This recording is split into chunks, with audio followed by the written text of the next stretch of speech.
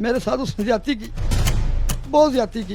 ये पग मेरे सिर पे मैंने वली हुई थी। जब उसने मुझे कान पकड़ा, ये पग मेरे पैरों में।